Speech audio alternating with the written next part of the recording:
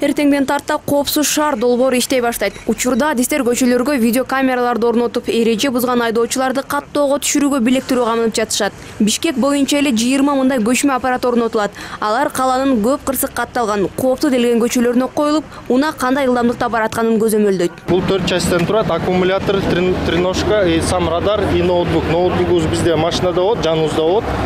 Биз муну орноткондон кийин биз буну жөн эле штрафтарды биз выявлять этпейбиз, аны мониторинг инфоцентрдан эметилет. Биз болгон эле камераны установить этип коюп, и ошо процессти карап турабыз. Эме знак койбойбуз биз, что камера снимает деп. Биз болгон эле жанакы 60-40 деген жерде эле туруп, өзүбүздүн эмебизди, жумушубузду аткарабыз. А башка жер знак жок жерде биз турганга биздин укугубуз жок. Ар бир көчмө камеранын жанында бирден адис иш алып барат. Кызматкерлерди долбоорду жүзөгө ашырып жаткан Vega компаниясы атайын окуудан өткөргөн. Камералар эртең мененки 9-дан кечки 5-ке чейин иштетилет. Алар жол коопсуздугун камсыздоо боюнча башкы башкармалыгынын көрсөтмөсү менен орун алмаштырып турат. Ошондой эле жол кызматкерлерине дагы атайын жабдуулар берилген. Кайгул унаасына орнотулган мындай камералардан учурда 10 бар. Анда уруксат берилбеген жайга унаа токтоткондор боюнча маалымат топтолот. Бул биринчи мындайда автоунаа кетип баратып, мисалы Советский Киев көчөсүнө, Советский Киев көчөсүнө кетип баратып, ошол жерде турган автоунааларды текшерүү кетет, токтоп тургандарды фиксация кылып кетет. Кайра келет, бир 5-6 убактан кайра келет. Чтоб дагы контрольный текшерип коет, ошол автоунаа турабы же кетип калдыбы.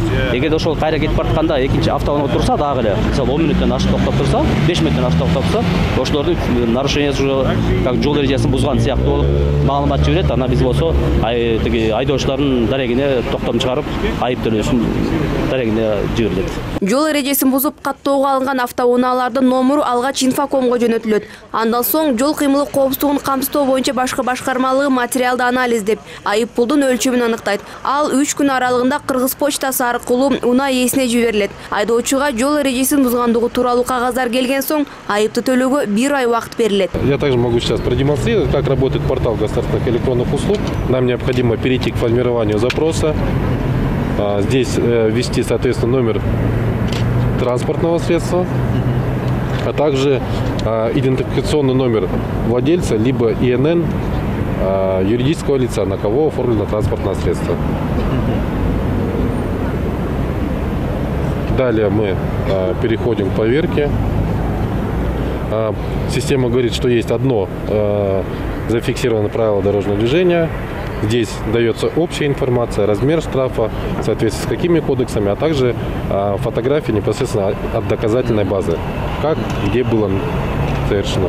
Учурда фото-видео тартуучу камералар сынамык режимде иштеп жатат. Камералар Бишкек шаарындагы 10 көчөнүн кесилишине жана аймактардагы 17 жерге орнотулган. Жаңы жабдуулар 7 эреже бузууну каттайт. Алар светофордун тийиштүү чырагына баш ийбөө, карама-каршы тилкеге чыгуу, жол четинде, тротуарда, веложолдо, көк шиберде жана жөө жүргүнчүлөр өтүүчү тилкеде автоунаа айдоо, светофордун токтотуу белгисиндеги линия, жөө жүргүнчүлөр өтүүчү тилкедеги эрежелерин сактабоо, ылдамдыкты чектен ашыруу, автоунаа токтотуучу жерлердин аялдамадагы талаптарды бузуу.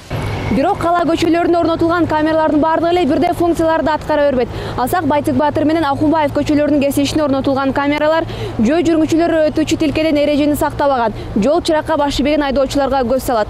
Ал эми ошол эле Байтык Батыр менен Түштүк магистраль көчөлөрүнүн кесилишине орнотулган камералар ылдамдык эрежелерин көзөмөлдөйт. Видеокамералар эреже бузууларды 10 метр аралыкта каттай алат. Ал эми айып кагазы ишеним кат менен жүргөн айдоочуга эмес, унаа кимге катталса, ошол дарек менен жөнөтүлөт. Кайыр Жайлообекова, Диас Акимбаев, НТС.